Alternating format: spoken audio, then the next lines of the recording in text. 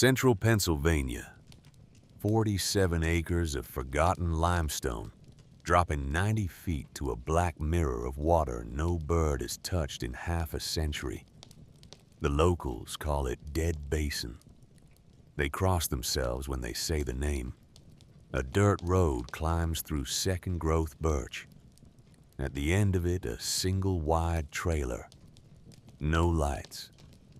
Inside, a young man sits on a cot with an old shotgun across his knees, watching the door, watching the water, watching the dark.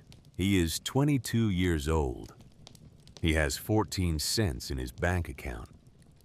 And on the cinder block step outside his door, somebody has just left a manila envelope. In Pittsburgh, 90 miles east, a black Lexus pulls out of an underground garage. Brooks Brothers overcoat in the passenger seat. A leather portfolio on the dash. A photograph inside it. Steel gray hair. 2 men. 1 driveway. 107 years of buried silence, about to break the surface. The water has been waiting. The water was black. Not dark. Black. The kind of black that swallowed light the way the grave swallows men. Wyatt Carter hung suspended in it at 60 feet down his lungs, burning his dive light, flickering once, twice, then dying altogether. The cold had stopped feeling like cold an hour ago. Now it felt like memory, like something pressing against his chest from the inside out. The oxygen gauge on his wrist glowed dimly through the murk. 4 minutes. That was all he had left. 4 minutes to live. Or 4 minutes to die, depending on the next move he made. Something held his right ankle. He had felt it grip him in the silt. Felt the cold weight of it close around his bones like a hand from another century. His mind had screamed at him to kick, to thrash, to fight. But Wyatt Carter was 22 years old, and he had learned in the past 3 months that panic kills faster than anything else this world can throw at you. So he held still. He let his hand drift down through the silt cloud. He felt the rusted braid of a steel cable half buried wrapped twice around his ankle, like the noose it had once been meant to be. Somebody had set this trap. Somebody had set it a long time ago. Beneath him, the silt began to settle. And as it settled, a shape emerged from the bottom of the quarry. Massive, square-shouldered, the shape of a sea chest made for a giant. Iron plates, rivets the size of silver dollars, chains as thick as a man's forearm anchored into the limestone floor. His hand brushed the lid. The silt fell away. And there, beneath 107 years of corrosion, his fingertips traced an emblem cast into the metal. A coat of arms, a family crest, and beneath it 2 Latin words he could just make out in the dying light of his diver's torch. Quod sub aqua salvum est. What lies beneath the water is saved. It was his family's crest. The crest he had seen exactly once in his lifetime, on the inside cover of an old leather notebook his grandfather had pressed into his hand the day before he died. Wyatt Carter, 22 years old, dying in a flooded quarry in central Pennsylvania, understood in that moment that he had not stumbled into this place. He had been led here by the dead, and the dead were not finished with him yet. The screen of his oxygen gauge ticked down to 3 minutes and 45 seconds. To understand how a young man came to be drowning beside his own family name, you have to go back. Not far. Just 90 days. To the moment Wyatt Carter still believed his grandfather had died of natural causes in a Pittsburgh nursing home. and that the worst thing in his life was a checking account balance of $327.14. The funeral was held on a Tuesday in March in a steel-gray drizzle that made the cemetery look like an old daguerreotype. 6 people came. Wyatt counted them. 6 people for a man who had served his country in the Battle of the Bulge, raised a son alone after his wife died of pneumonia in 1972, and worked 43 years as a maintenance supervisor at a steel mill that no longer existed. His mother, Adelaide Carter, stood beside him in a black coat 2 sizes too large. She had bought it secondhand at the Salvation Army on Butler Street because she had not owned a black coat in 28 years. She had not needed one until now. The casket was the cheapest the funeral home offered. Particle board with a veneer. Wyatt had argued with the mortician about it. He had asked for something in oak, something a man of Thomas Carter's life deserved. The mortician had looked at him with the polite, weary face of someone who had this same conversation 3 times a week, and asked if he had $4,000. He did not have $4,000. He had $327.14. When the service ended and the gravediggers began their work, Adelaide handed her son a small leather pouch. "These were his," she said. "He wanted you to have them." Inside the pouch was a wristwatch on a worn brown band, the crystal scratched almost opaque, the dial bearing the faint engraving Bastonia, December 1944. A black and white photograph of a teenage boy in U.S. Army uniform. M1 helmet under his arm, grinning at the camera as if the German lines weren't 7 miles away. And a small leather notebook, water-stained and brittle, the family crest pressed into its inside cover. On the first page in pencil, in a hand that trembled slightly with age, were 6 words. Wyatt. Find the quarry. Marshall mustn't win. He stared at it for a long time, standing in the rain beside an open grave. "Mom," he said, "what is this?" Adelaide Carter looked at the notebook in her son's hand.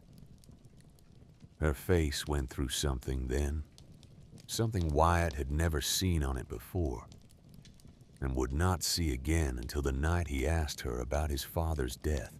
"He was confused at the end, sweetheart," she said. "Don't pay it any mind." She walked away toward the rented sedan. Wyatt watched her go, and he did not say what he was thinking.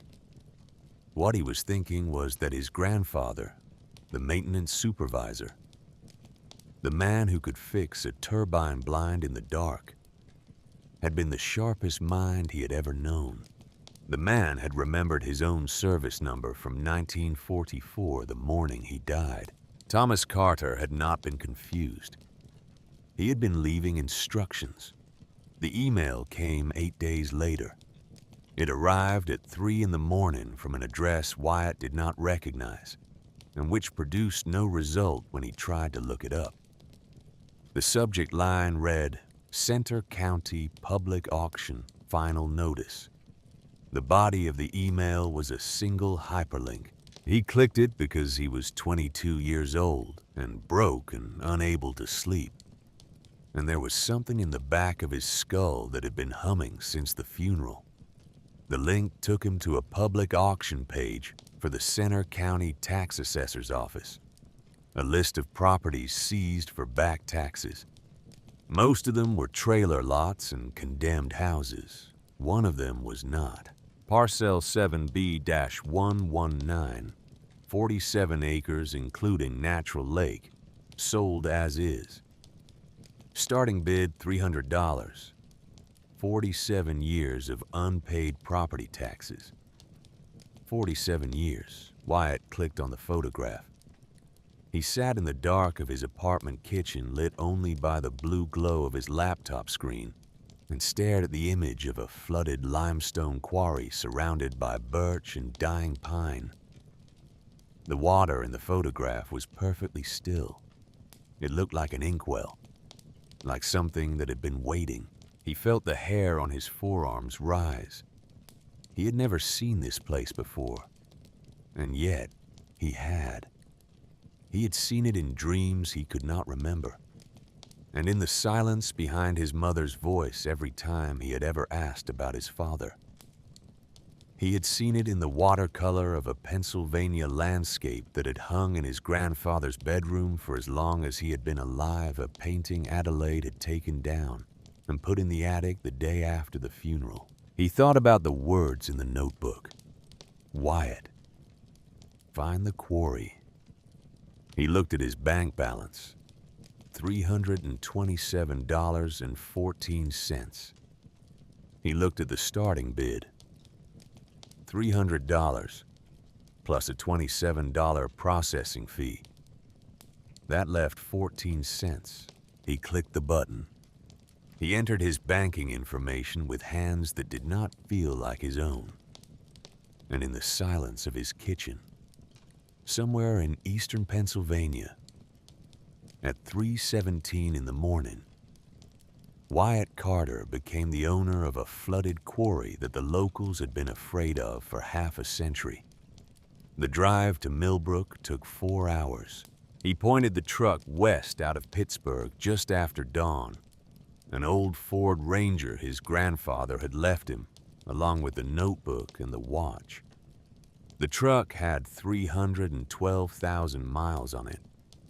The heater worked when it felt like it. The radio picked up 2 stations, both of them religious, and one of them in a language Wyatt could not identify. The land changed as he drove. The suburbs gave way to dairy country, then to coal country, then to a kind of country that had no name anymore, because the industries that had built it had walked away 40 years ago and left it to the deer and the ghosts. Coke ovens crumbling beside the road, stripper towns with 1 stoplight and 3 churches, a diner where the menu had not been updated since the Ford administration. He stopped at the diner because he needed coffee and because Millbrook was still 30 miles out, and he wanted to ask directions. The sign above the door read, Sully's hand-painted in a serif that had cracked and faded into the wood. The bell over the door rang as he stepped inside. 5 men at the counter looked up. 5 faces in flannel and ball caps and the kind of weathered skin you only get from 40 years of outdoor work. 5 pairs of eyes that took the measure of him in one quiet pass and turned back to their coffee. He sat at the counter. A woman in her 60s came out from behind the grill, set down a paper menu, and poured him a cup of black coffee before he had asked for one. Passing through Hahn, she said. I'm headed to Millbrook, Wyatt said. Looking for a property out that way. Used to be a quarry. The woman did not move for a moment. The 5 men at the counter did not move either. The only sound in the diner was the slow tick of a grease fan turning above the grill. You looking for Dead Basin? She said. That's what folks call it, yes, ma'am. She studied him then. She studied his face the way a woman studies a face she has seen before in another life. Her eyes went to the bridge of his nose, to the cleft in his chin, to the way his ears sat against his skull. What's your name, son? Wyatt Carter. Behind him, one of the men at the counter set his coffee cup down hard enough to slosh. Another one stood up, paid his check in cash, and walked out without finishing his eggs. The bell over the door rang. The cold air came in. The woman behind the counter did not take her eyes off Wyatt Carter's face. You're really a Carter, she said. It was not a question. "Yes, ma'am." "Lord have mercy," she said softly. She reached out and touched the back of his hand just once, the way a person touches something they thought had been lost. "Lord have mercy, boy. I thought your family was done." He could feel the men at the counter watching him in the mirror behind the grill. He could feel the silence of the place settling over his shoulders like an old coat. "My name's Doris," the woman said. "I knew your daddy. I knew your granddaddy. I knew your great-granddaddy, though. I was just a little thing when he died." "Ma'am," Wyatt said, "what are you talking about?" She looked at him for a long moment. Then she shook her head slow and sad, the way you shake your head at a man who is walking toward a cliff. He does not see. "You shouldn't have come back here, son," she said. "But since you have, you ought to know who you are. And you ought to know what they did to the ones who came before you." She topped off his coffee. She would not say another word. The quarry was where the map said it would be. A dirt road off County Route 53, an iron gate gone red with rust, a chain-link fence 8 feet high, topped with 3 strands of barbed wire, signs every 20 feet, no trespassing, property of Marshall Industries. Violators will be prosecuted. Wyatt sat in the truck with the engine off and read those signs for a long time, because according to the deed in the manila envelope on the passenger seat beside him, the deed he had paid $327 for at 3 in the morning in his kitchen, this was not the property of Marshall Industries. This had not been the property of Marshall Industries for 107 years. This was the property of Wyatt Jeremiah Thomas Carter. He got out of the truck. He walked up to the gate. The padlock was new steel, new brass. Somebody had been here within the last month maintaining a fence around land they did not own on a parcel that had been listed as abandoned for half a century. He had a pair of bolt cutters in the truck bed. His grandfather's bolt cutters, the wood handles worn smooth by 43 years at the steel mill. He cut the padlock off and let it fall into the gravel. He pushed the gate open. It groaned the way a coffin lid groans when you pry it up. He walked through. The road climbed for a quarter mile through second-growth birch. And then the trees opened, and the quarry was there in front of him. 47 acres of cut limestone walls dropping 90 feet to a black mirror of water. No wind on it, no ripple, no bird overhead. The silence of the place was a physical thing, like a hand laid across the mouth. He stood at the edge for 20 minutes. He did not know he was crying until he tasted salt, because somewhere in the back of his mind, in a place that had nothing to do with reason or memory, he understood that he had been here before, that a part of him had always been here, that his great-grandfather had bought this land in 1919 with $12,000 in soldiers' relief money, and a vision so large it would outlive 3 generations of Carter men, and that the vision had been buried in this water for a reason. And the reason was watching him right now. He could feel it. He could feel eyes on his back. He turned slow and looked at the line of birch trees behind him. Nothing. No one. Just the wind that had not been there a moment ago beginning to stir the highest branches. But he was not alone in this place. He knew it as surely as he knew his own name. He drove back down the access road and parked the Ranger beside a single-wide trailer that had come with the property. The trailer had not been opened in 47 years. The lock came off with one strike of his grandfather's bolt cutters. Inside, the air smelled of mouse droppings and old paper and something else. Something Wyatt could not name. A wood stove, a cot with a blanket folded military tight on top, a single chair at a small table by the window, as though someone had been waiting.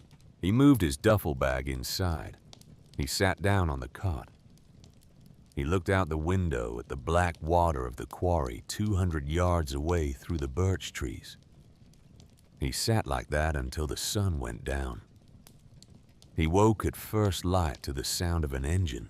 Ford F-150 dark green late 70s model pulling up beside his Ranger. The engine cut. The door opened. A man stepped out. 75 years old, 6'2", lean as a fence post, wearing a red and black flannel shirt and a faded John Deere cap.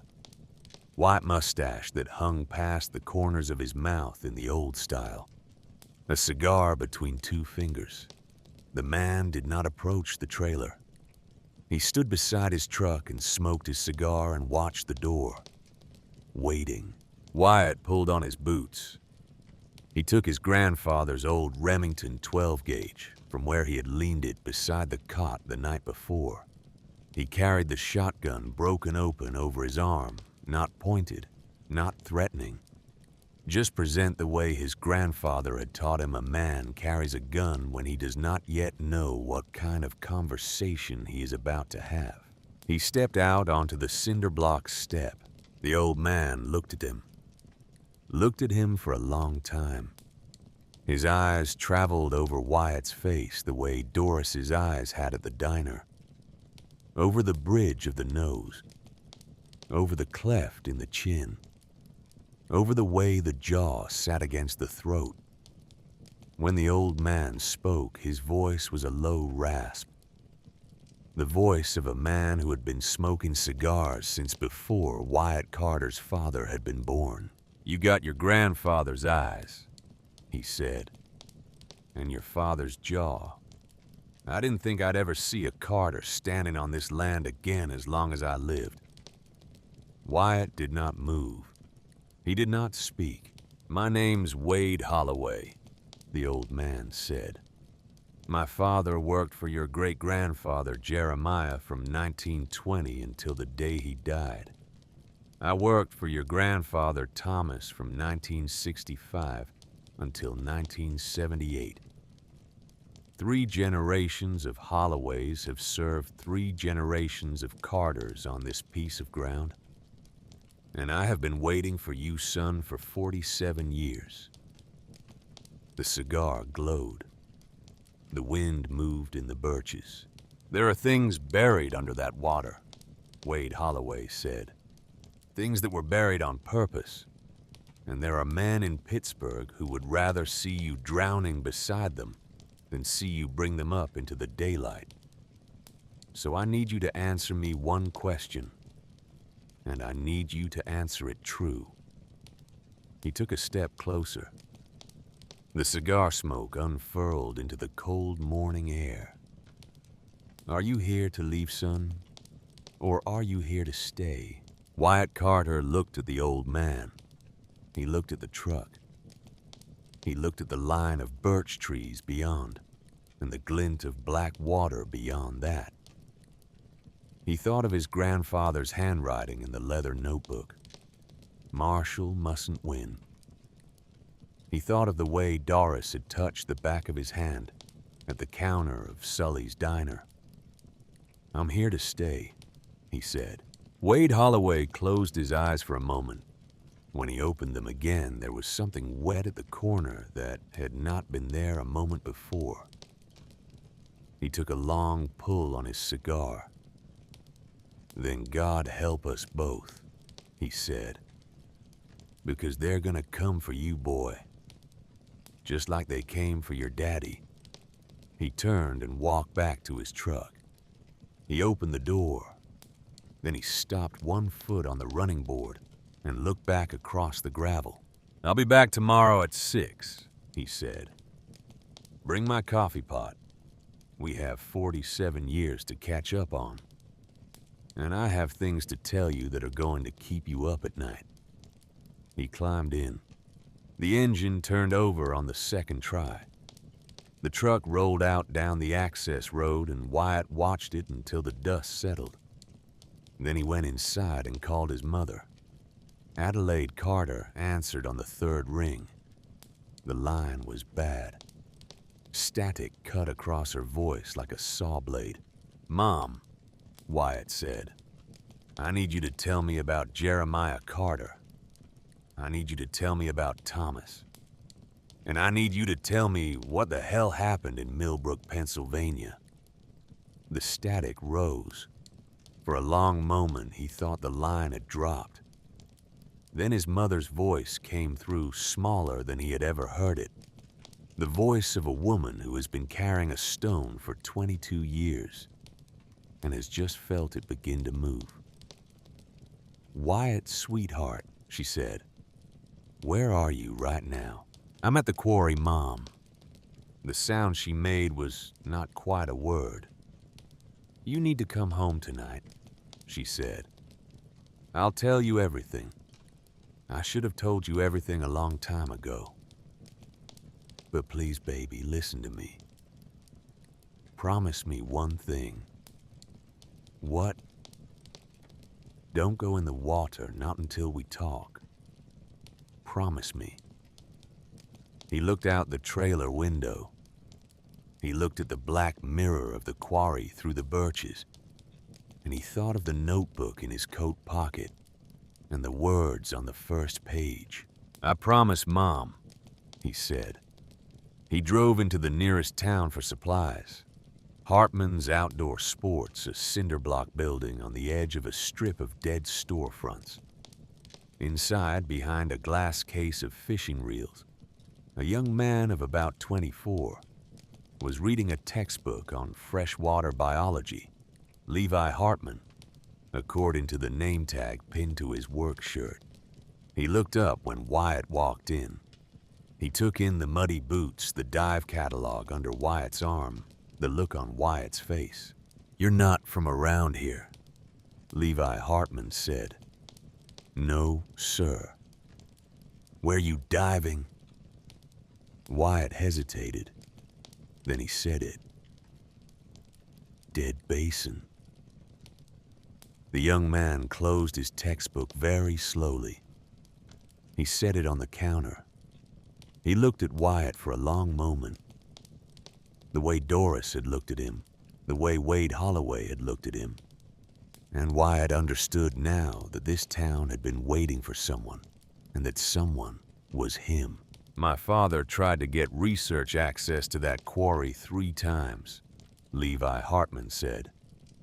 3 rejections from the State Department of Environmental Protection, each one signed by a different person, but each one written in the same exact words, like somebody up in Harrisburg was just printing them off a template." He came around the counter. "Somebody pays a lot of money every month to keep that lake closed to science. I've been trying to figure out who for 2 years. So I'm going to ask you the same question. I'm guessing other people have been asking you, friend. Who are you?" Wyatt set the dive catalog on the counter. He held out his hand. "Wyatt Carter," he said. Levi Hartman did not take the hand. He just stared at it. Then his eyes came up slowly, and there was something in them that Wyatt would later identify as the look of a young scientist who has just realized he is standing at the edge of the work of his life. "Carter," he said, like the family that owned it before Marshall. "My family still owns it," Wyatt said. "I bought the back taxes at auction." Levi Hartman finally took the offered hand. His grip was firm and damp. "Then I'm going diving with you, Mr. Carter." "Yeah," Wyatt said. "I think you are." He bought a basic dive kit, mask, fins. a used regulator, and a single aluminum tank. A high-powered LED dive light. He paid with what was left of his savings, which was almost nothing, and Levi Hartman let him take an underwater camera on consignment because Levi Hartman wanted footage for his dissertation, and the two young men shook hands on it in the dim fluorescent light of the cinder block storefront. That night in the trailer beside the quarry, Wyatt Carter broke the promise he had made to his mother. He told himself he would only go in for 10 minutes. He told himself he would not go below 30 feet.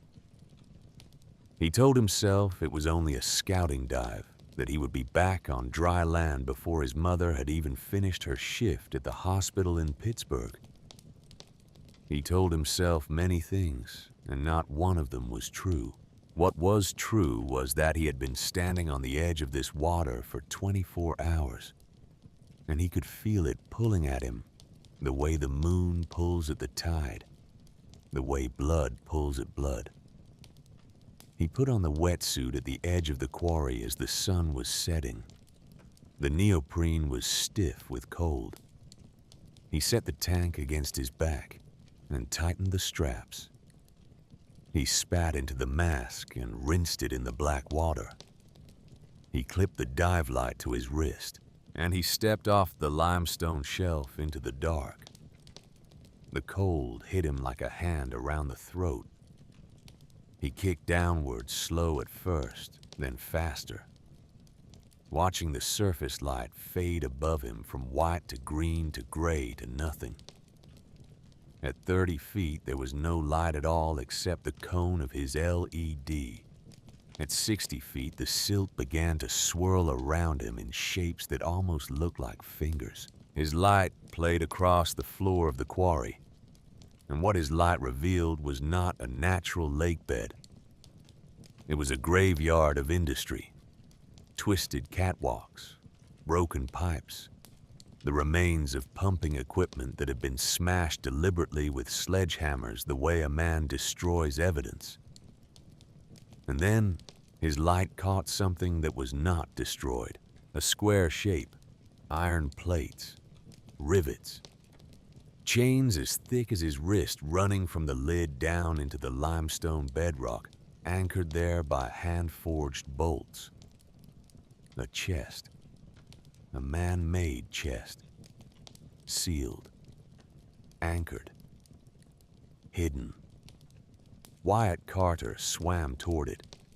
He reached for the lid. His glove brushed the corrosion away from the metal, and he saw a shape beginning to emerge from beneath the rust. A coat of arms, a crest. The same crest that was pressed into the inside cover of his grandfather's notebook. His hand closed around the latch. The chest released a pocket of trapped gas that had been waiting there for 47 years. The water around him exploded into white. His mask filled with bubbles. His dive light flickered and went dark. He felt something close around his ankle, something cold and metallic and very strong. And his body understood what his mind would not let itself understand, which was that he was going to die here exactly the way somebody had once intended for him to die. He kicked. He thrashed. He understood from somewhere outside himself that panic would finish him faster than anything else. He forced himself to be still. He let his hand drift down. He felt the rusted braid of an old steel cable half buried in the silt, wrapped twice around his ankle. Just a cable. Just an accident. Or what was meant to look like an accident. He pulled the dive knife from his belt and sawed through the cable strand by strand. The silt cloud was so thick he could not see his own hands. The regulator hissed in his teeth. He cut the last strand free. He kicked toward the surface. He broke through the black mirror of the water as the last of the light was leaving the sky. He pulled himself up onto the limestone shelf and lay there on his back, gasping, his whole body shaking, looking up at the first stars of the evening through the birch branches. He had been down there for 14 minutes. He had not even opened the chest. He stumbled back to the trailer in the dark. He stripped out of the wetsuit. He sat on the cot wrapped in a blanket with his grandfather's shotgun across his knees. And he did not sleep that night. Because at 2:47 in the morning, an engine rolled up the access road and parked outside. He cut the lantern. He held the shotgun against his shoulder. He watched through the window as two headlights pointed at his trailer for a full minute, never moving, never dimming. Then the engine rolled away again, and the night was quiet. In the gray light of morning, he opened the trailer door. On the cinder block step was a manila envelope. Inside the envelope were two photographs. The first was a black and white snapshot of a man in his 30s, smiling, leaning against the door of a 2003 Ford pickup. Nathaniel Carter, his father. The man he had known only through 3 photographs his mother kept in a shoebox, and the stories she would not tell. The second photograph was of the same truck, or what was left of it, burned down to the frame, wrapped around a guardrail on a dark county road, the steam still rising from the engine block in the police flashlights. On the back of the second photograph, written in pencil, in a hand that was steady and educated, and entirely without remorse, were 2 sentences. Your father made the wrong choice. Be smarter than he was. A friend. Wyatt Carter stood on the cinder block step in the cold March dawn, and he held those 2 photographs in his hand for a long time. He looked at the wreck of his father's truck. He looked at the line of birch trees and the road beyond them, and the morning mist rising off the black water of the quarry. He walked over to the burn barrel beside the trailer. He put both photographs and the envelope inside. He took the lighter from his pocket, and he set them on fire, and he watched them burn until there was nothing left but ash. Then he went inside, and he picked up the phone, and he dialed the number Levi Hartman had written on the back of a Hartman's outdoor sports business card. The phone rang twice. The young man on the other end answered with a sleepy hello. It's Wyatt Carter, he said. I need a research partner. I need somebody who knows the history of Marshall Industries. And I need both of those things by the end of this week. There was a pause. He could hear the young man on the other end coming fully awake. I've been waiting for that phone call my whole life, Levi Hartman said. I'll be there at noon. Wyatt Carter set the phone down. He walked out to the edge of the quarry as the sun came up over the birches. He stood at the limestone shelf where he had stepped off into the dark the night before. He looked down into the still black water, and he understood that his grandfather had not been confused at the end. His father had not died in a car accident, and the quarry was not something he had stumbled upon by chance. He had been called here, by the dead, by his own blood, and it was time finally to learn how to be a Carter. Levi Hartman arrived at 12 minutes past noon in a Subaru Outback, the color of an old bruise. The back of the wagon was packed to the ceiling with gear. Twin steel 90 cubic foot tanks. A rebreather still in the original case. 2 underwater video lights. A Pelican case full of his father's old commercial diving kit. The kit his father had used in the 80s when he had worked the Mon River bridges for the Pennsylvania Department of Transportation. Wyatt watched him unload it all onto the gravel beside the trailer. Your father know you took his gear. My father told me to take his gear, Levi said. When I told him whose property I was diving on, he didn't say a word for about 3 minutes. Then he went down to the basement and brought up the case. He said if I was diving with a Carter, I was gonna dive with the best he had. Why? Levi Hartman set the Pelican case down on the picnic table beside the trailer. He pushed his hair out of his eyes. The morning was cold enough that his breath fogged, because in 1996, my father saw something at a Marshall Industries job site that he wasn't supposed to see. They didn't fire him for it. They made it so he couldn't get hired anywhere in commercial diving in this state for 6 years. He went back to fixing fishing reels. He's been waiting for somebody to walk through the door of his shop and ask the right question ever since. He looked up at Wyatt. "You asked it." Wyatt nodded. He did not know what to say, so he said the only thing that mattered. "I have to drive to Pittsburgh tonight. My mother knows something. She finally agreed to tell me." "Go," Levi said. "I'll set up. I'll be ready when you get back." He pointed at the line of birch trees in the gray sky. "And Wyatt, whatever your mother tells you, you come back. You hear me? You don't run." Wyatt looked at the young scientist he had known for less than 24 hours, and he understood that his life was beginning to fill fast with men and women who had been waiting for him without knowing his name.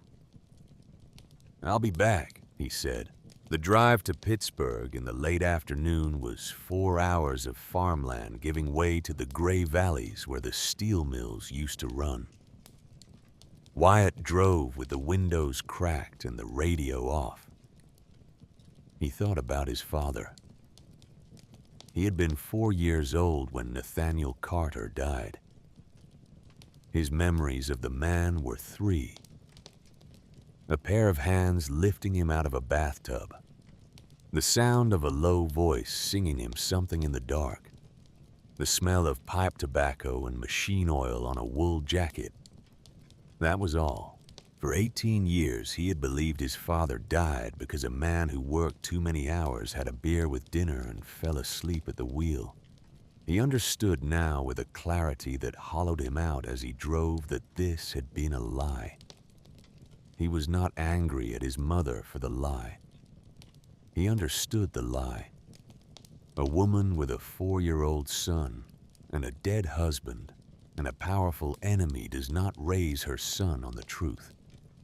She raises him on a story he can survive, but he was 22 now, and the story was finished. Adelaide Carter lived in a row house in Lawrenceville. Brick. 2 stories. The same house she had moved into the year Wyatt was born. The same kitchen where she had fed him oatmeal every morning before school for 13 years. He let himself in with his key. The house smelled of coffee and the lemon polish she used on the banister.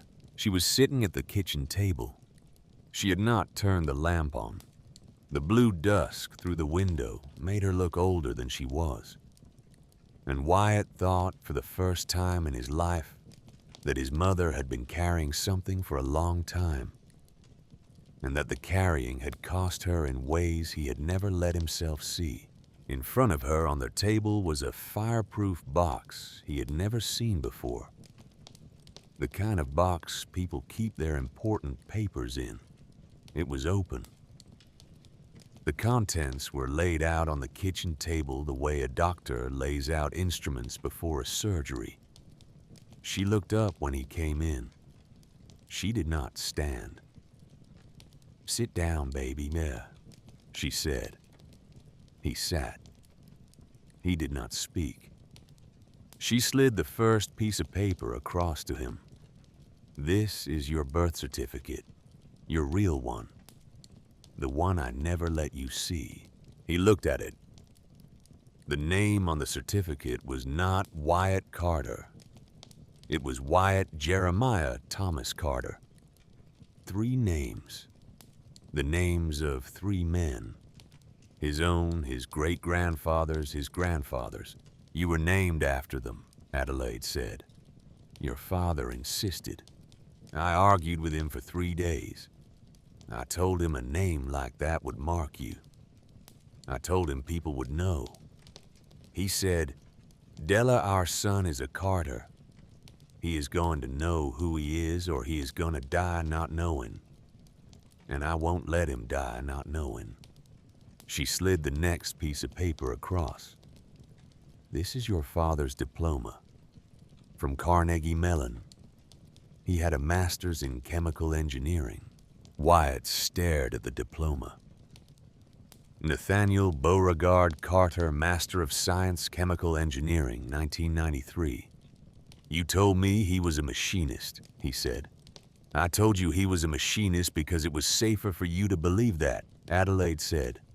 Your father was a chemical engineer for Marshall Industries from 1995 until the day he died. He was their top water quality analyst. The man who signed off on every environmental compliance report Marshall filed with the EPA. She stopped. She put her hand on the table to steady it. For the last 3 years of his life, he was also collecting evidence against them.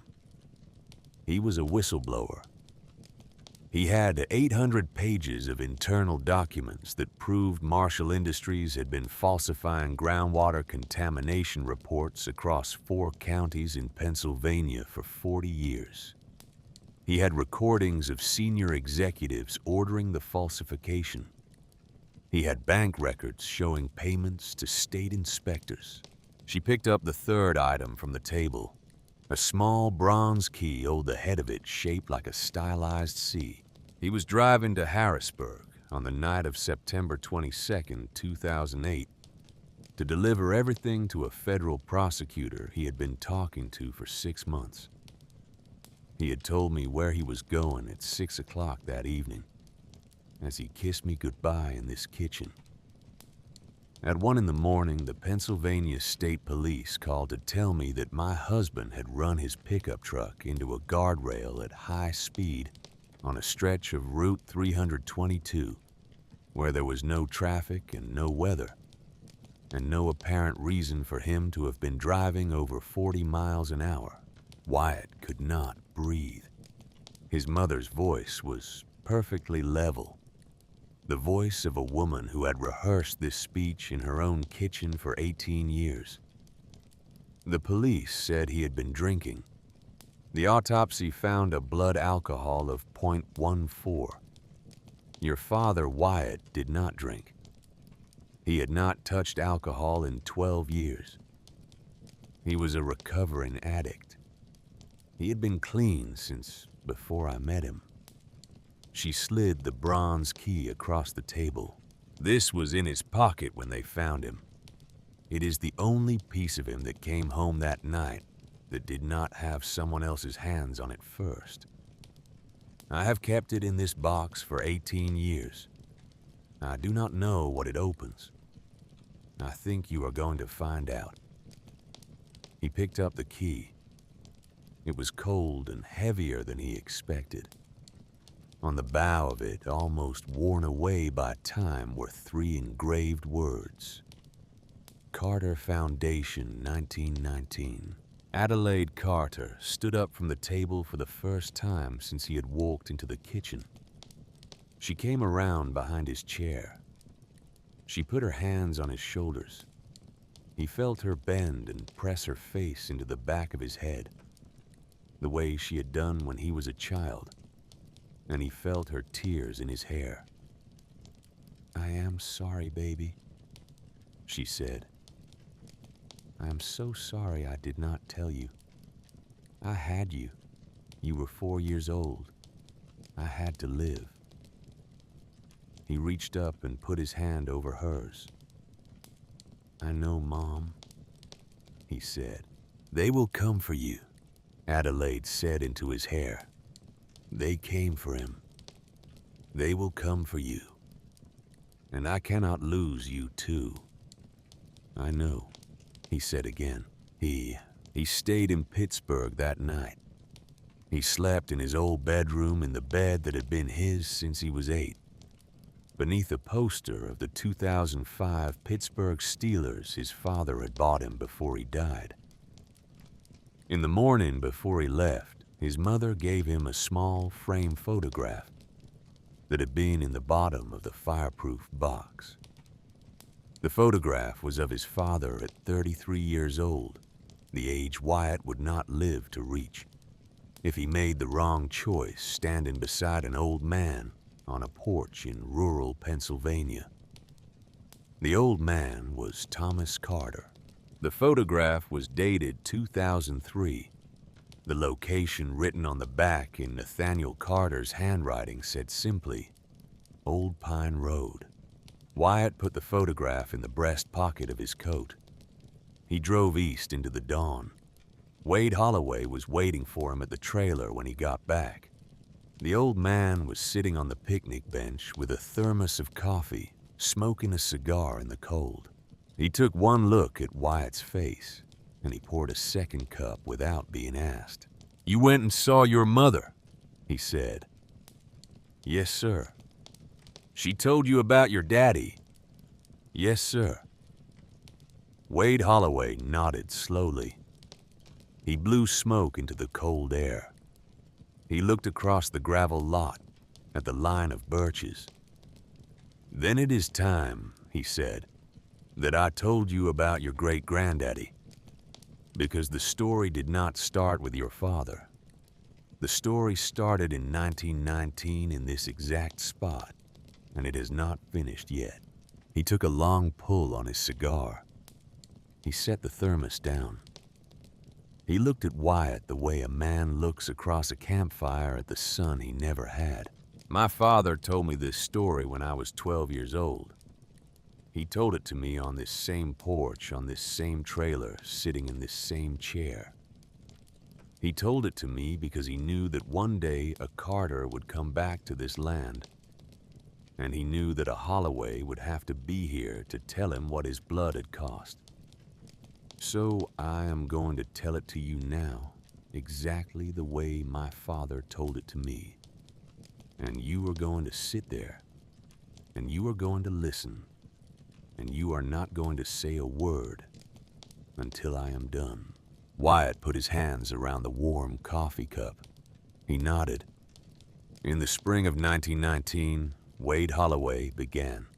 Your great-grandfather, Jeremiah Carter, came home from France. The story Wade Holloway told him took 2 hours. Jeremiah Carter had been 24 years old when the United States entered the Great War. He had grown up on a hard-scrabble farm outside Altoona, the third of 7 children, none of whom had ever finished high school.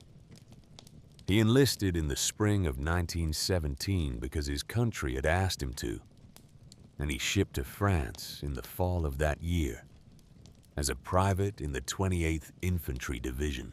He had fought at the Marne. He had fought at Saint-Mihiel.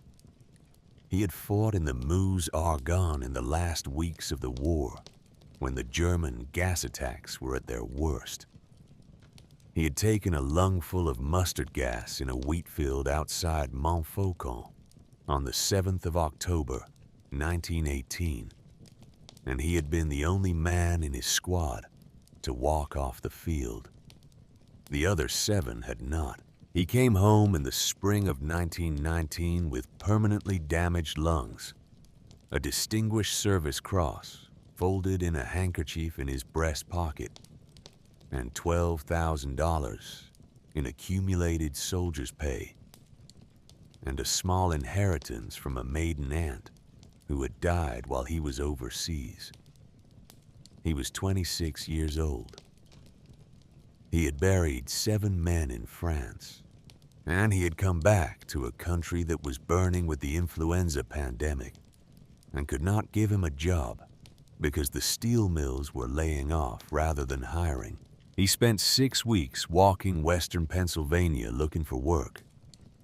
And on the morning of June 14th, 1919, he walked over a ridge in Center County and looked down into a flooded limestone quarry that had been abandoned since a cave-in killed 23 miners in 1908. The other men who had seen this place had seen a graveyard. Jeremiah Carter saw something else. He had spent 4 years of his boyhood working with a German immigrant hydrologist who ran a small drinking water company in Altoona.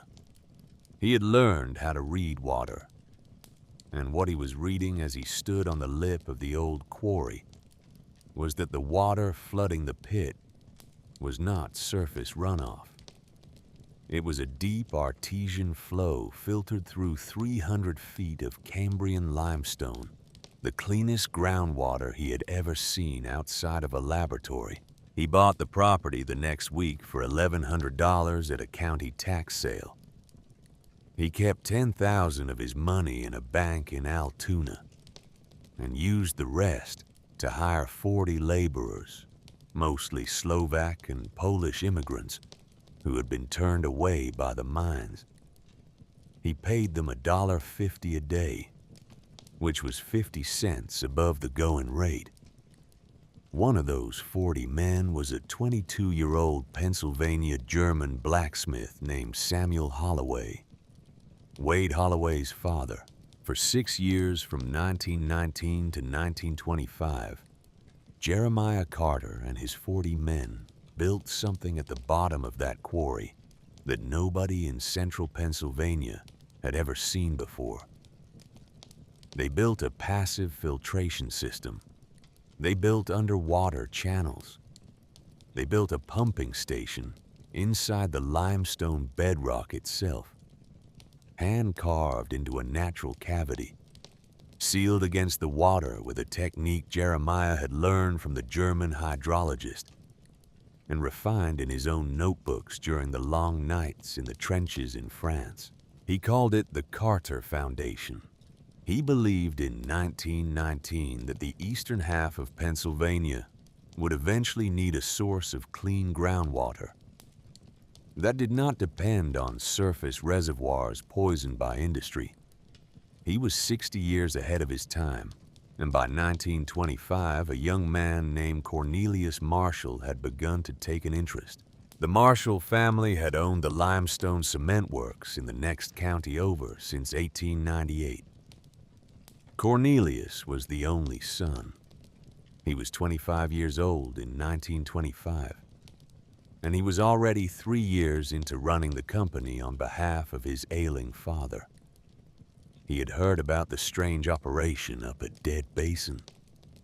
He had ridden out one cold morning in February of that year on horseback with 2 of his foremen, and he had stood at the lip of the quarry where Wyatt now stood, and he had looked down at Jeremiah Carter and his 40 laborers, and he had seen something Jeremiah did not see.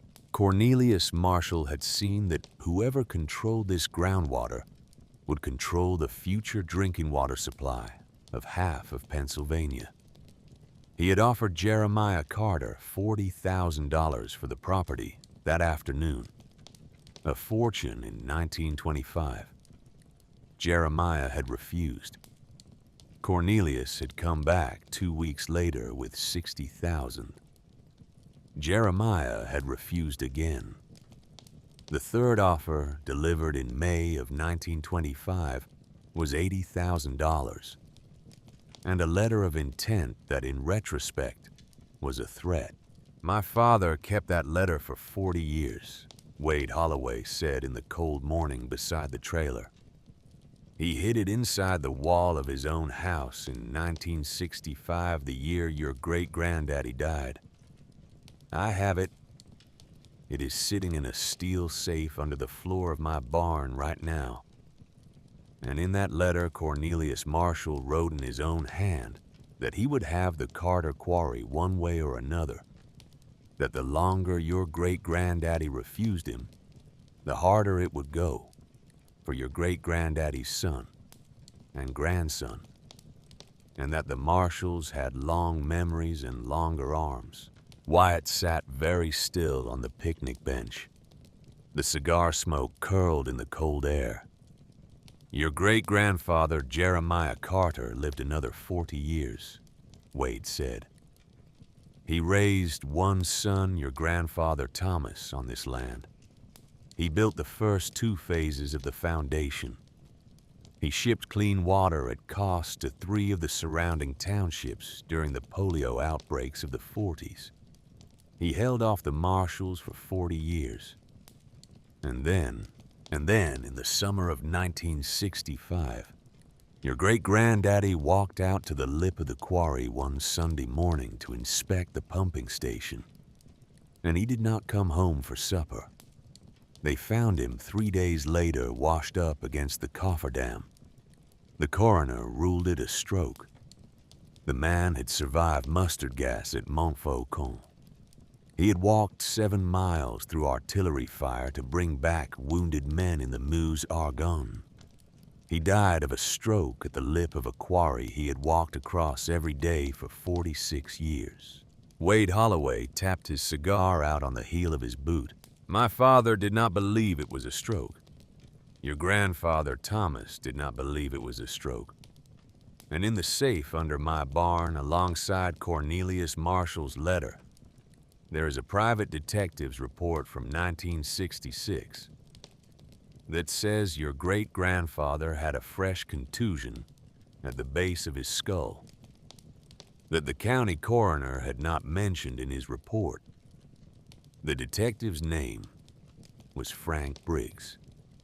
He was paid for his work by your grandfather Thomas. He turned up dead himself of natural causes 11 months later, at the age of 43. He put a hand on Wyatt's shoulder. The hand was bony and very warm. That is the story I have been keeping for 47 years, son, he said. That is what is in the safe in my barn. That is what is in the chest at the bottom of that water. That is what your father died for. And that is what I want you to understand before we go any further. The marshals have killed 3 Carter men. Your great-grandfather. Your grandfather who is buried in Allegheny Cemetery. And your father. Wyatt looked at the old man. He kept his voice very steady. My grandfather is buried in Allegheny Cemetery, he said. I was at the funeral 9 days ago.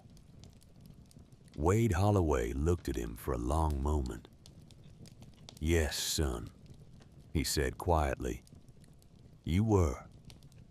And then he said nothing more about it. Not yet. They dove the next morning. Levi Hartman ran safety from the limestone shelf. Wyatt went down with the twin tanks his friend had loaded and the high-output dive light and his father's bronze key in a sealed pouch around his neck. Wade Holloway stood at the edge with a rifle across his knees because Wade Holloway had spent 47 years assuming that the next visit from the Marshall family was 30 minutes overdue. The chest was where Wyatt had left it. He had cut himself a clearing in the silt. He could see the iron plates now blackened by a century underwater but unbreached. He took the cutting torch they had rigged out of a small underwater oxyacetylene unit.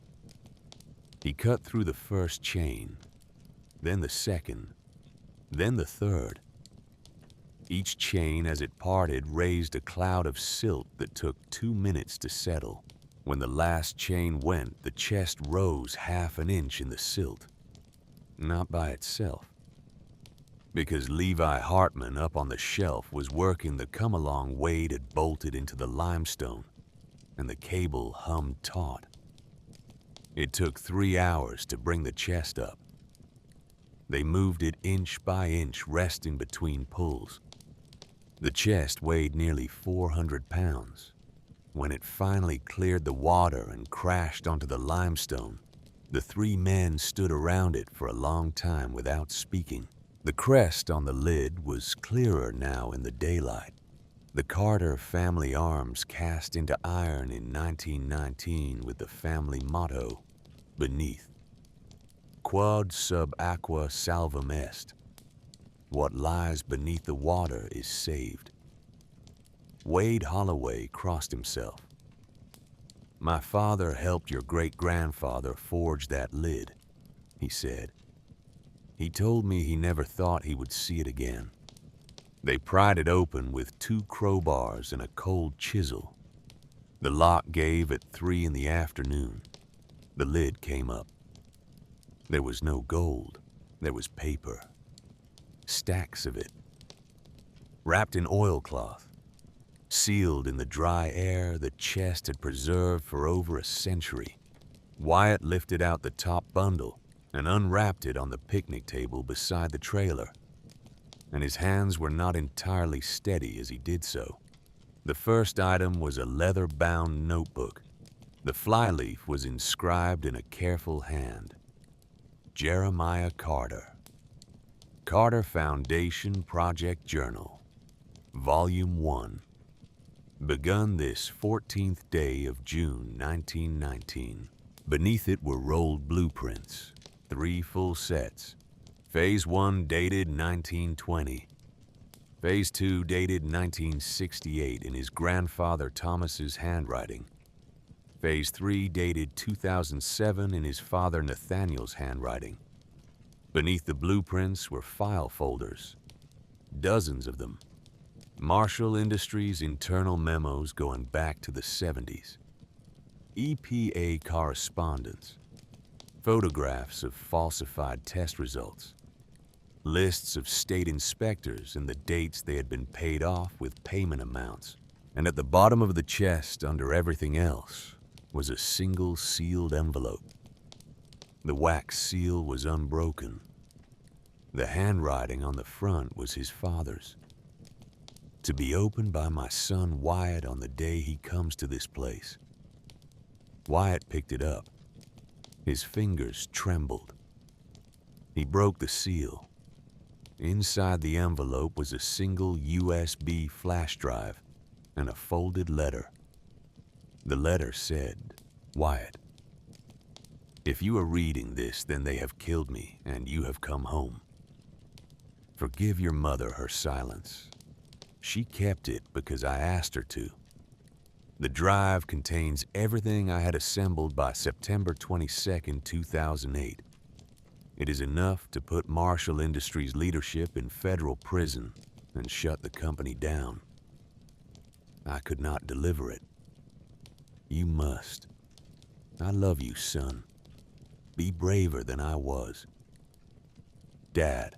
Wyatt sat down on the bench. He held the letter in his lap. He did not cry. The crying would come later, alone in the trailer in the dark. Right now, he sat on the picnic bench with his father's handwriting in his hand, and he understood with absolute clarity what his life had become. Levi Hartman plugged the USB drive into a laptop that night in the trailer. Wade Holloway and Wyatt sat on either side of him. They watched the screen. There were 247 files. There were 46 audio recordings. Senior Marshall Industries executives in private meetings. Beauregard Marshall, the current CEO, ordering the falsification of 3 groundwater reports in October of 2006. A recording of Beauregard Marshall in a private restaurant in Pittsburgh in August of 2008, telling a man named Quentin Whitaker that, and these were his exact words, I don't need the chemist alive past next week. Are we clear on that? The chemist, Nathaniel Beauregard Carter, the man's full name on his diploma. Wyatt's father, Levi Hartman, 24 years old, a graduate student in freshwater biology with a textbook still in the back of his car, sat in front of the laptop and watched a man order Wyatt's father's death 4 weeks before it happened. He turned to look at Wyatt. There were tears on his face. "Wyatt," he said, "this is enough to bring down the company. This is enough to put the man in prison for life." Wyatt nodded. He could not speak. Wade Holloway reached out and clapped his hand on the back of Wyatt's neck, the way a grandfather clasps a grandson. He held it there for a long moment. "Your daddy got you here," he said quietly. "Now you finish what your daddy started." The next afternoon, a black Lexus pulled up the access road. Wyatt was at the picnic table when it stopped. He had been transcribing the audio recordings, sitting in the cold sun, working. He stood up as the driver's door opened. The man who stepped out was 45 years old, 6 feet tall in a charcoal Brooks Brothers suit and an overcoat that cost more than the trailer. His hair was steel gray and cut very short. His face was pleasant and entirely without warmth. He carried a leather briefcase in his left hand. "Mr. Carter," he said, walking across the gravel, "my name is Quentin Whitaker. I represent a client who has a business interest in your property." Wyatt did not extend his hand. Neither did Whitaker. "I know your name, Mr. Whitaker," Wyatt said. The man's eyes flickered. Just for a second. He recovered. "Then you know why I'm here," he said pleasantly. "My client is prepared to offer you $3 million for the property as it stands. The offer is good for 72 hours. After that, the offer is withdrawn, and my client's interest in this matter will pursue alternative arrangements." He set a leather portfolio on the picnic table. He opened it. Inside was a printed contract, 3 pages with several lines already filled in. "I think you'll find the offer generous," Whitaker said. Wyatt did not look at the contract. He looked at the man. "On August 12, 2008, he said, your client met you for dinner at the Lamont restaurant in Pittsburgh. You sat at a corner table on the west side of the dining room. The conversation lasted 94 minutes. At minute 57, your client told you, and I quote, 'I don't need the chemist alive past next week. I have the recording on a hard drive in that trailer. I have transcripts. I have 8 other recordings of conversations between you and your client between 2005 and 2008. Quentin Whitaker did not move. His face did not change. But Wyatt saw the man's pupils contract, the way a man's pupils contract when his nervous system understands a threat that his face is not allowed to acknowledge. "I don't believe you have any such thing," Whitaker said pleasantly. "You can run that risk if you like." The 2 men looked at each other. Behind Wyatt, Wade Holloway had come out of the trailer with the shotgun in the crook of his arm. He stood on the cinder block step. He did not raise the weapon. He did not need to. Quentin Whitaker reached into the inside pocket of his suit jacket. He withdrew a photograph. He set it on the picnic table beside the contract. Wyatt looked at it.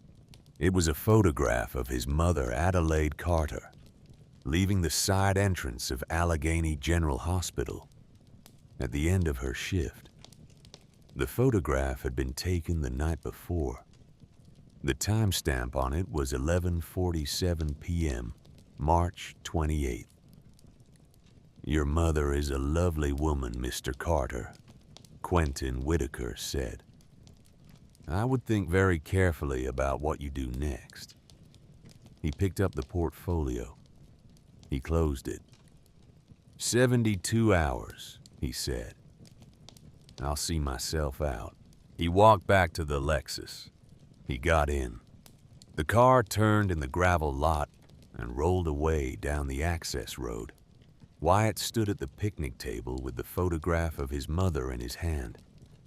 He did not move for a long time. Wade Holloway came down off the step and stood beside him. "You all right, son?" "No, sir." "What do you want to do?" Wyatt put the photograph in his pocket. He looked at the old man. He looked at the line of birches. He looked at the trailer where Levi Hartman was inside, still working through his father's files. "I want to call my mother," he said. "I want her on a plane to my aunt's house in Cleveland tonight. And then I want you to take me to the man who can finish this." Wade Holloway looked at him for a long time. Something moved behind the old man's eyes. Something that had been waiting 47 years to move. "Son," he said quietly, "there is one more thing I have to tell you. And I should have told you the morning you got here. But I needed to be sure you were the man your father was. Sit down." Wyatt sat back down on the picnic bench. Wade Holloway sat across from him. He took his cap off. He turned it slowly in his hands. He looked at the gravel between his boots. "The man in the casket 9 days ago," he said. "The man you buried at Allegheny Cemetery. That was not your grandfather." The world around Wyatt Carter went very still.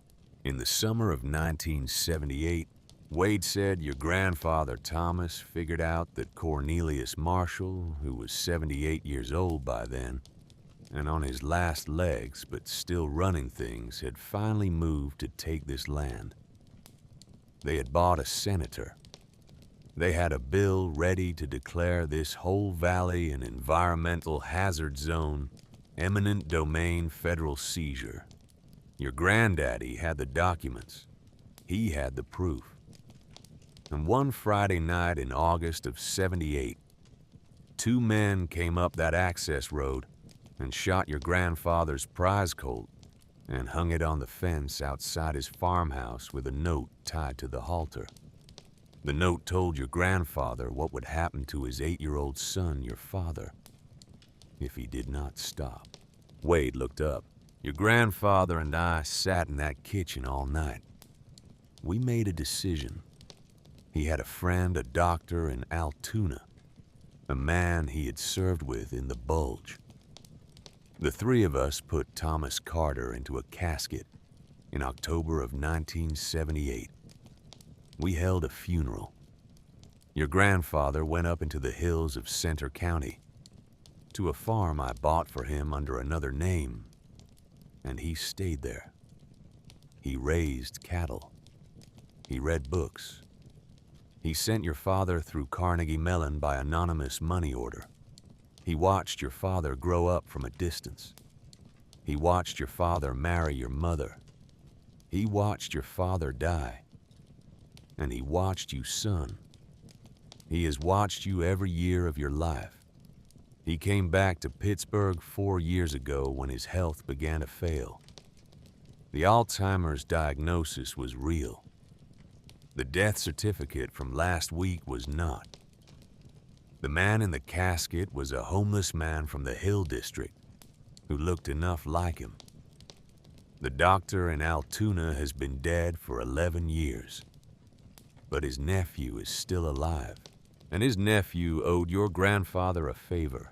Wade Holloway took a deep breath. Your grandfather, Thomas Carter, is 100 years old, he said. He is alive. He is sitting on his porch on Old Pine Road in northern Center County, 94 miles from where we are sitting right now, drinking lukewarm coffee and waiting for me to bring him his grandson. The cold wind moved in the birches. Wyatt Carter put his hands flat on the picnic table to steady them. He did not speak. He could not speak. Wade Holloway stood up. He put his John Deere cap back on. He looked down at the young man across the table from him. "Get your coat, son," he said. We are going to go see your grandfather." The drive to Old Pine Road took 3 hours and 7 minutes. Wyatt counted them. He counted them because counting kept him from thinking, and thinking just then was more than he could carry. Wade Holloway drove the green Ford in silence for the first hour. He smoked his cigar with the window cracked. He did not turn on the radio. He understood the way old men understand that a young man who has just been told that his grandfather is alive needs the same thing a young man needs when his grandfather has just died, which is silence and the smell of pipe smoke and another man beside him who does not require him to speak. They passed Bellefonte. They passed Snowshoe. They climbed up into the high country of north-central Pennsylvania, where the maple forests had not been logged since the Roosevelt administration, and the road was the only road for 15 miles in any direction. The signal on Wyatt's phone died somewhere past Carthouse. The world narrowed to 2 ribbons of cracked asphalt and a sky the color of an old nickel. "You all right, son?" "I don't know, Wade." That's an honest answer. Hold on to it. They turned off the state road onto a county road and off the county road onto a gravel lane that climbed for 2 miles through a stand of hemlock and then opened into a small clearing on the south face of a ridge. The farmhouse was white clapboard with a steel roof, 2 stories, a wraparound porch, a red barn behind it that listed slightly to the east, the way old barns lean when they have been settling for 60 years. A wood smoke smell on the air. A coonhound asleep on the porch boards in a patch of late afternoon sun. And on the porch in a slat-back rocking chair sat an old man. He was wrapped in a wool blanket against the cold. He had a copy of yesterday's Wall Street Journal folded on his lap and a white china mug of coffee on the porch rail beside him. His hair was white and thin. His skin was the color of parchment. His hands folded on top of the newspaper were spotted with age and slightly tremorous.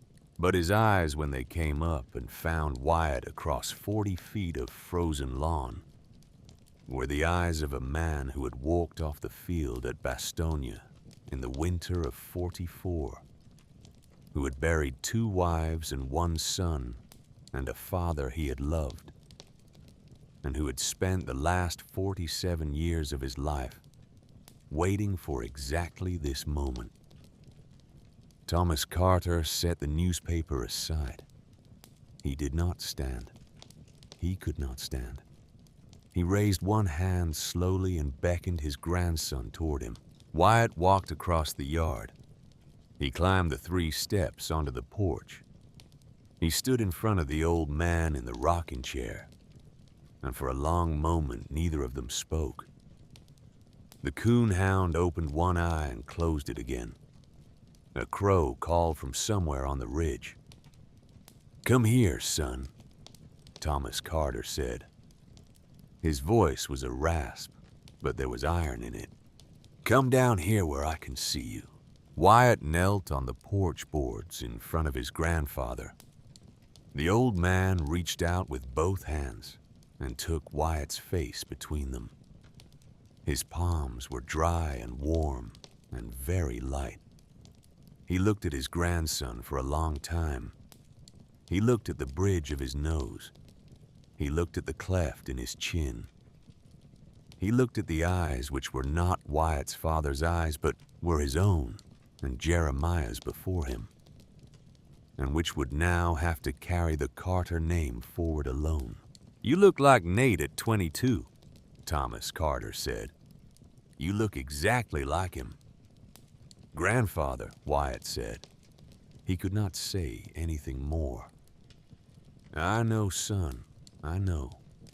The old man let go of Wyatt's face. He nodded at the empty rocking chair beside his own. "Sit down. There's coffee in the kitchen. Wade knows where. He'll bring you a cup. And then I am going to tell you what I have been waiting half a century to tell you. What Thomas Carter told him took until sundown. He told it slowly in the unhurried cadence of an old man for whom hurry no longer has any meaning. He told it without bitterness. He told it the way an old soldier tells his grandson about the worst day of the war, which is to say, with absolute precision and no self-pity. He had been 39 years old in the summer of 1965 when his father Jeremiah was killed at the lip of the Quarry. He had been 46 when Wade's father, Samuel Holloway, died of cancer in 1972, leaving the Holloway family pledge to the Carters to a 21-year-old Wade. He had taken over the foundation. He had drafted the Phase 2 blueprints. He had worked the project for 13 years slowly, carefully knowing the marshals were watching every move he made. And in the summer of 1978, they had moved. He told Wyatt about the Colt. He told him about the note pinned to the halter.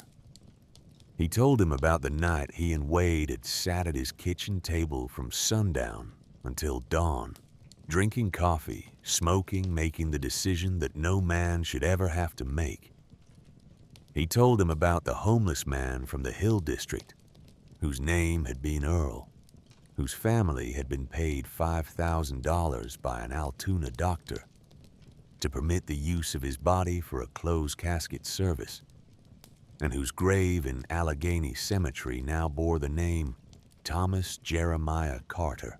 He told him about the 47 years on the ridge. He told him about watching his 8-year-old son Nathaniel grow up from a distance, about sending anonymous money orders through 3 different banks, about sitting in the back of the chapel at Nate's graduation from Carnegie Mellon, with his collar turned up and a hat pulled low, about the day in 2003 when Wade had driven a 33-year-old Nathaniel Carter up this same gravel road, and Thomas Carter had met his son again for the first time in 25 years.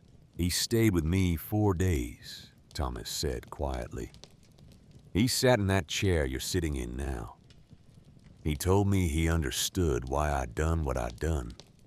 He told me he had a wife in Pittsburgh and a baby on the way and a job at Marshall Industries that he had taken on purpose. He told me he was going to finish what his grandfather had started. He told me he was going to bring the Marshalls down from the inside." The old man closed his eyes for a long moment. "I tried to talk him out of it," he said. "I tried for 4 days. I told him to take his wife and his unborn child and move them to Oregon. I would set them up. I had money. I had connections. He could disappear the way I had disappeared. I told him no good comes of trying to fight that family alone." He opened his eyes. He looked at Wyatt. "He told me, Dad, my son is going to grow up in a country where a man's groundwater isn't poisoned by other men's profit. I'm going to make that country for him. And if it costs me, then it costs me." Thomas Carter took a long, careful breath. He died 5 years later on a stretch of Route 322. I was sitting on this porch when Wade called to tell me. I went down to the barn. I sat in the dark on a hay bale, and I cried for my son until I could not see. And in the morning, I came back up to this house, and I made a list of every Carter male who was left in the world. There were 2 names on the list, mine and yours. You were 4 years old, Wyatt. You were 4 years old, and you were the last Carter. He reached out and put his hand on Wyatt's wrist. "I have watched you every year of your life," he said. "I have your school photographs in a box in that bedroom. I have a copy of every report card. Your mother has been sending them to a post office box in Altoona for 18 years. She never knew who was on the other end of that box. She just knew that on Christmas Day and on your birthday, an envelope of cash always arrived in her mailbox that helped pay for whatever she needed that year for you.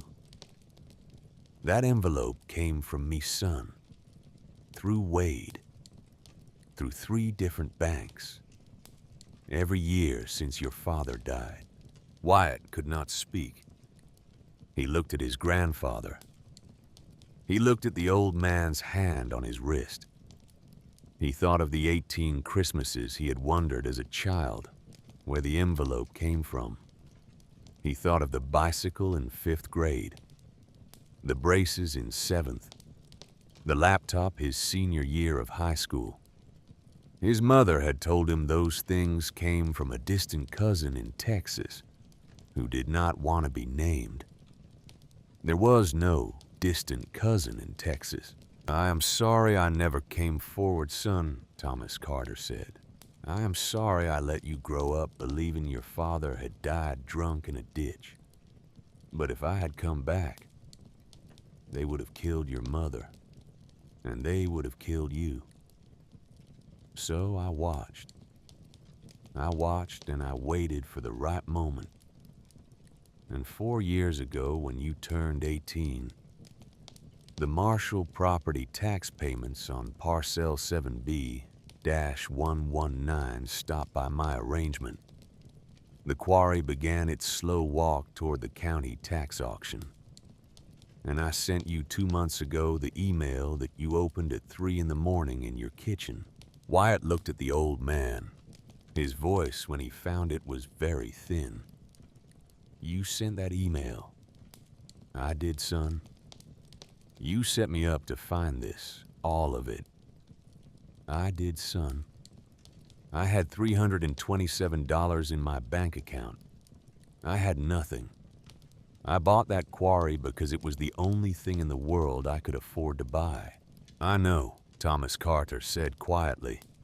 "I had Wade keep track of your finances through your mother's accountant. I waited until you were poor enough to be desperate and old enough to be a man and young enough to still believe a man can do something. 22 seemed about right. Your father was the same age when he made his decision." Wyatt pulled his wrist away from the old man's hand. He stood up. He walked to the porch rail. He gripped the rail with both hands, and he stood there, looking out across the frozen lawn at the line of the ridge as the sun went down behind it. "You used me," he said. He said it quietly. He was not shouting. The hurt in his voice was worse than shouting. "Yes," his grandfather said. "You could have told me. You could have come to my mother. You could have given us the documents and the money and let us live our lives. You did not have to send me into that Quarry alone. No, son, I could not." "Why?" "Because they have killed 3 Carters already," Thomas Carter said. His voice did not rise. It only became somehow more solid. "And because if I had come forward through any channel they could see, they would have killed your mother, and they would have killed you, and they would have buried this whole story for another 50 years. The only way to finish them was to put a Carter back on that land that they did not know about until it was too late. The only Carter they did not know about was you. The only way for them to not know about you was for you to come home on your own with $300 and a hunch and look like nothing more than a fool who had bought a ruined piece of ground. By the time they understood who you were, you would already have the chest and the documents and the recordings and Wade and me and the means to finish them." He paused.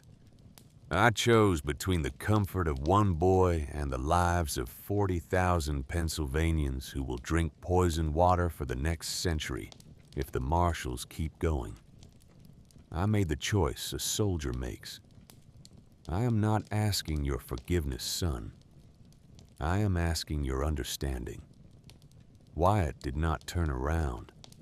He stood at the rail. He watched the last of the light go out of the sky beyond the ridge. The crow called once more from somewhere in the hemlocks and did not call again. After a long time, he turned around. His face was wet. He did not bother to wipe it. He walked back across the porch and he knelt in front of his grandfather's chair, the way he had knelt before. And he put both his hands on the old man's hands, and he held them. "Grandfather," he said, "I understand." The old man closed his eyes. A single tear tracked down through the lines of his face. "Thank you, son." "Now," Wyatt said, "tell me how we finished them."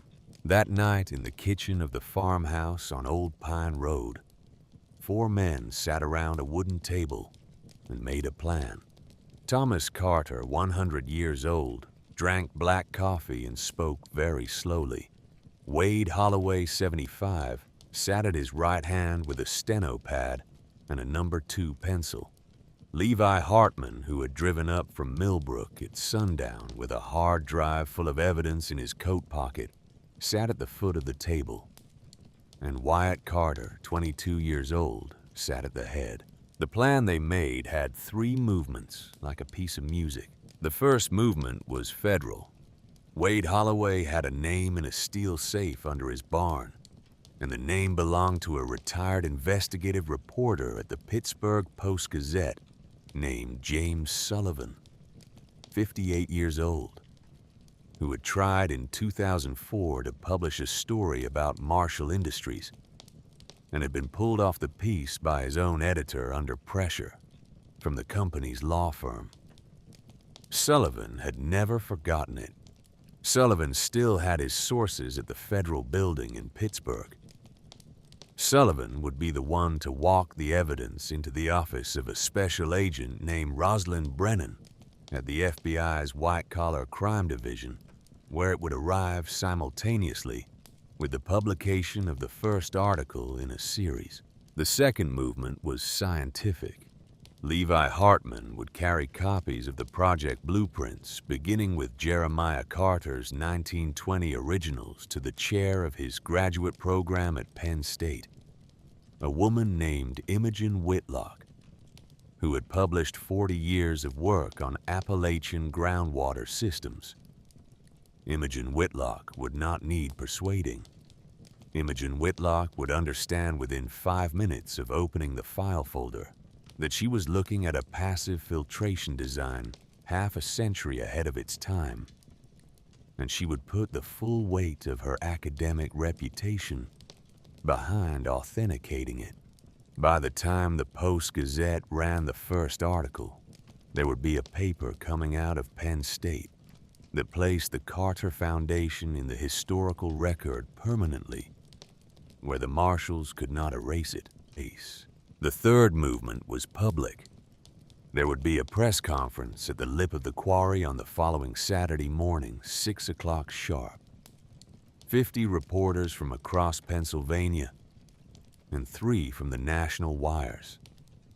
The story would break in the Post-Gazette at 5 o'clock that same morning. The FBI would execute warrants in Pittsburgh at 5:15. By the time Wyatt Carter stepped up to a microphone in front of the cameras, Beauregard Marshall would already be in federal custody, and the only question left in the world would be whether Quentin Whitaker had been smart enough to take the deal that a special agent would, by then, have already offered him. It would all happen in 6 days. They sat at that kitchen table until 2 in the morning.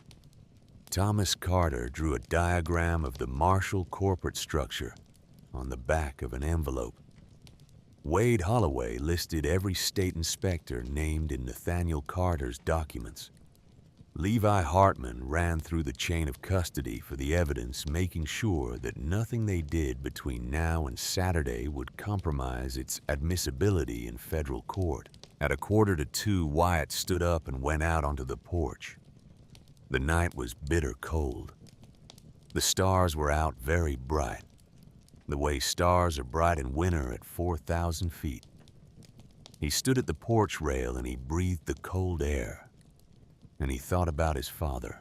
After a few minutes, the screen door opened behind him, and his grandfather rolled out onto the porch in a wheelchair that Wade had set up. The old man pulled the wool blanket tighter. He sat for a moment looking up at the same stars. Your father stood right there one night in 2003, he said, looking at this same sky. I know. You told me.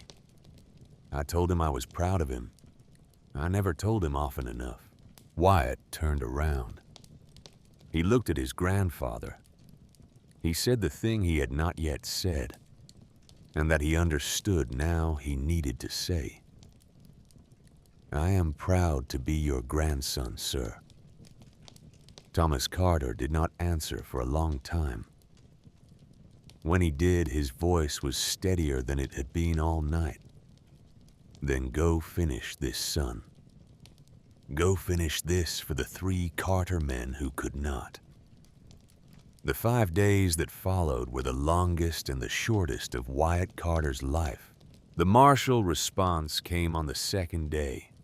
Wyatt's trailer at the Quarry was firebombed at 3 in the morning. He was not in it. He was sleeping at the farmhouse on Old Pine Road. The trailer burned to the cinder blocks. The Pennsylvania State Police responded. The investigation was opened. The investigation predictably found nothing. Levi Hartman's father was assaulted at the dive shop the next afternoon by 2 men in ski masks who broke his collarbone with a length of pipe and left without taking the cash drawer.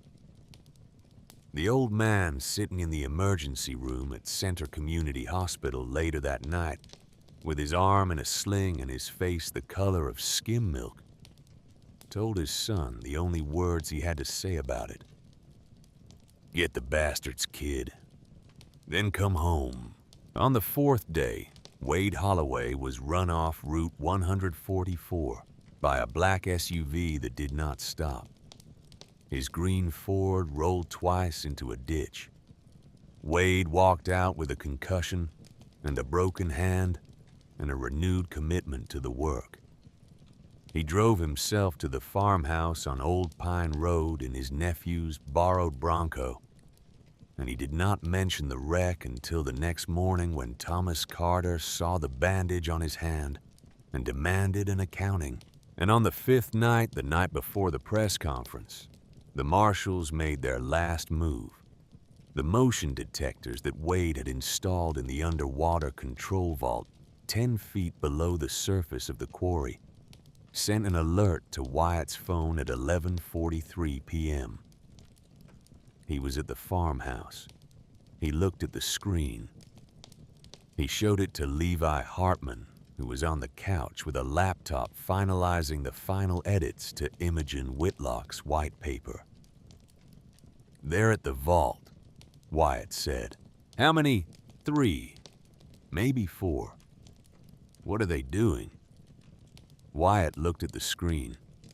The thermal feed showed 4 figures moving with deliberate professional speed, unspooling something from a black canvas bag. One of them was holding a brick of what was unmistakably plastic explosive. They're going to blow the vault. They are going to bury the evidence under 60 feet of collapsed limestone before sunrise tomorrow. Levi Hartman stood up from the couch. He picked up his coat. He picked up the dry bag with the spare regulator. Then we need to drive 85 miles an hour, Wyatt. They drove. Wade drove with them, his bandaged hand on the wheel of his nephew's Bronco. Taking the curves on Route 144 with the careless skill of an old man who had been driving that road since before Wyatt's father was born. Wyatt sat in the passenger seat with a wetsuit half on, and his father's bronze key in a sealed pouch around his neck. Levi sat in the back with the dive lights. They pulled into the Quarry access road at 12 minutes past midnight. Wade cut the headlights a quarter-mile out and rolled in on parking lights. He pulled up behind the ruin of the burned trailer, where the Bronco would not be visible from the lip of the quarry. He got out. He raised the rifle from the gun rack in the back. He nodded to Wyatt. "I'll cover the surface, son. You and the boy finish this." Wyatt and Levi suited up in the cold by the light of the dashboard. They walked through the burned wreckage of the trailer down to the limestone shelf. The water was perfectly black. They could see 3 meters down the faint glow of the Marshall men's underwater lights at the entrance to the control vault. They went in together. The cold hit. The fins kicked. They descended along the limestone wall lights off by feel. At 20 feet, Wyatt heard the muffled clank of metal against metal from below the sound of the Marshall men setting their charges. At 40 feet, he saw them. 4 men in commercial diving gear. 2 at the vault door working with a battery-powered drill. 2 providing cover drifting in the middle distance with what looked like underwater spear guns held loose at their sides. This is the part of the story that Wyatt Carter would not be able to tell for many years afterward.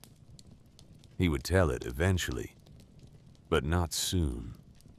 The details would stay locked in him through 3 winters and into a 4th, and he would only let them out finally on a porch on Old Pine Road.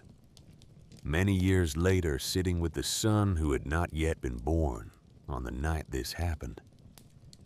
What can be said now is this: Wyatt Carter and Levi Hartman, 2 young men who had known each other for 1 week, fought a 4-man Marshall security team at 60 feet of depth in pitch-black water at 20 minutes past midnight on a Saturday in March in a flooded quarry in central Pennsylvania.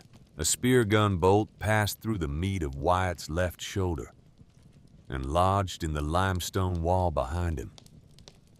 Levi pulled him out of the line of the second shot and into the control vault where the air was dry and the emergency lights still worked.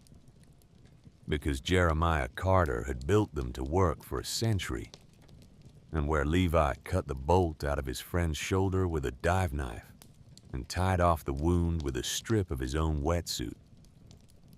Wyatt watched Levi do this.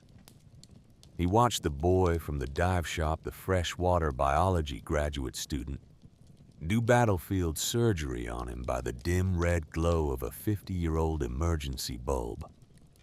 He thought very clearly that he had been wrong about a lot of things in his life, but he had been right about Levi Hartman.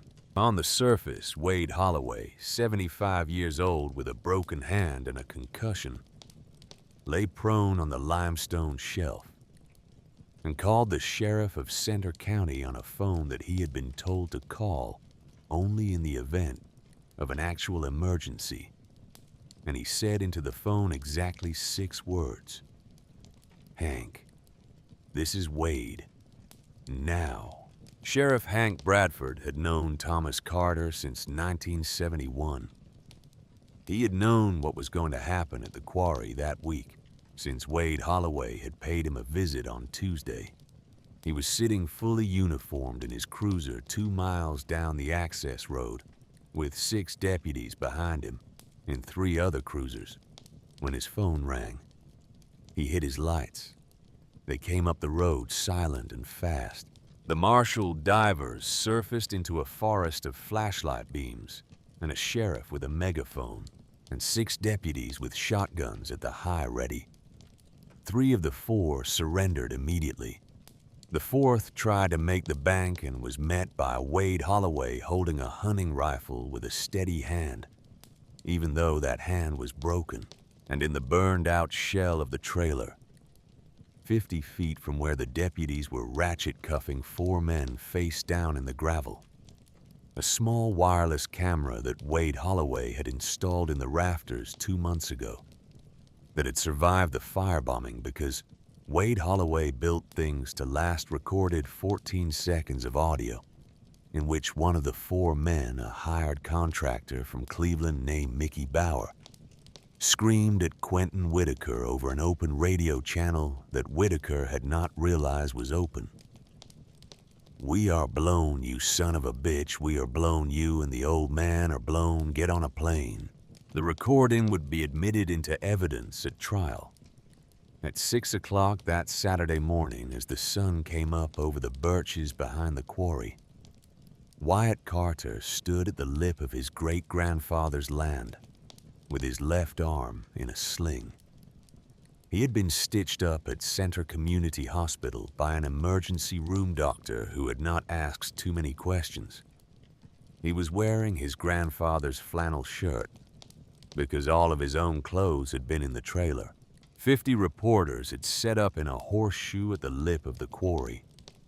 2 satellite trucks. 3 local news affiliates. James Sullivan was at the front of the press scrum with a digital recorder. Imogen Whitlock stood behind Wyatt with a thick green binder of authenticated documents. Levi Hartman stood beside her, and in a wheelchair with a wool blanket across his lap, in the chill of a Pennsylvania March morning, sat Thomas Carter, 100 years old, breathing the air at the lip of the quarry his father had bought in 1919 for the first time in 47 years. The wires in Pittsburgh had carried the first Post-Gazette article at 5. The FBI had executed warrants at Beauregard Marshall's residence in Sewickley at 5:15.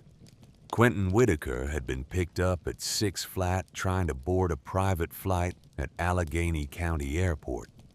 The story was already national by the time Wyatt opened his mouth.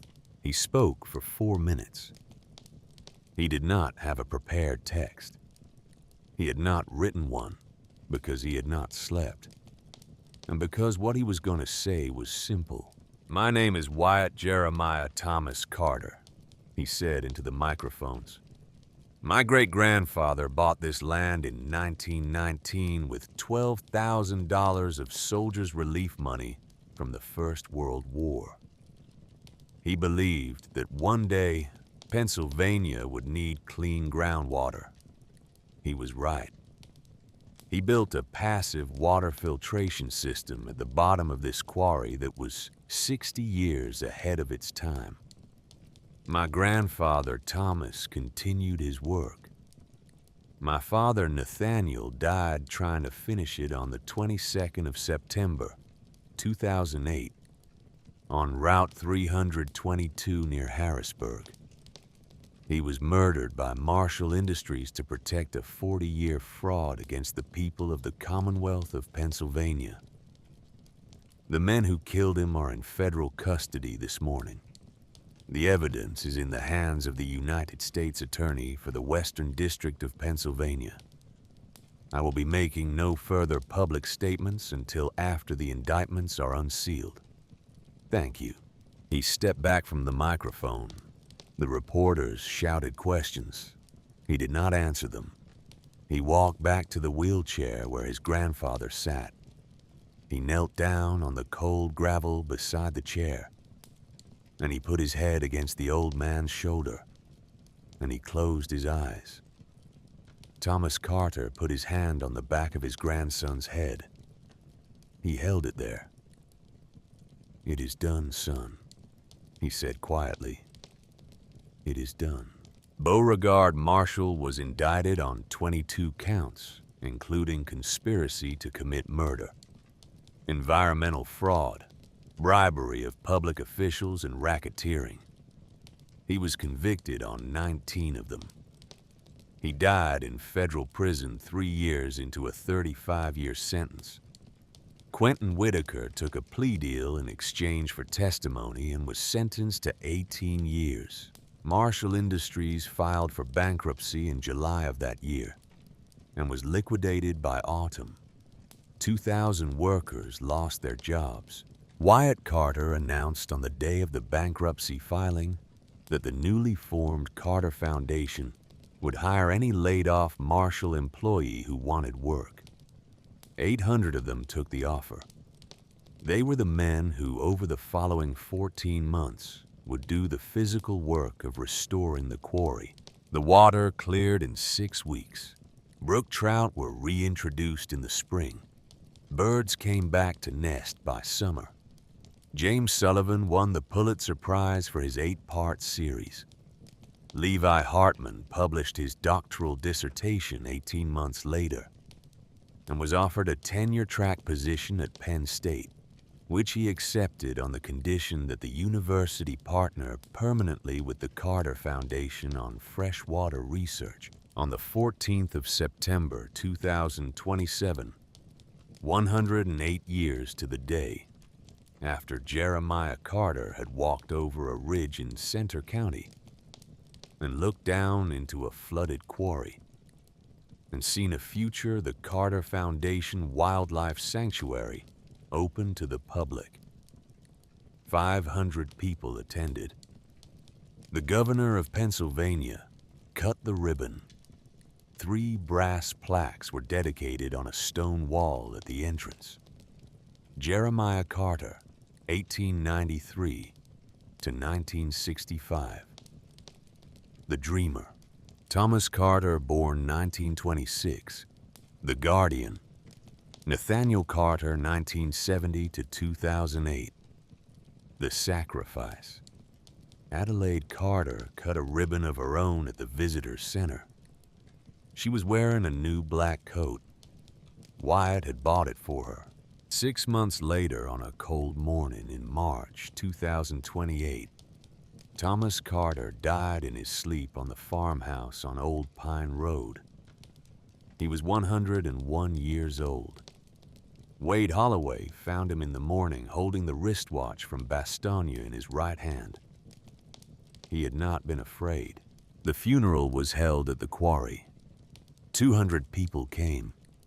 The casket was oak hand-built by a furniture maker in Belafonte, who had refused payment.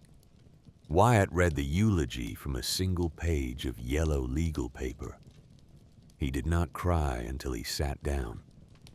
That afternoon, after the mourners had gone, Wyatt walked out alone to the limestone shelf at the edge of the water.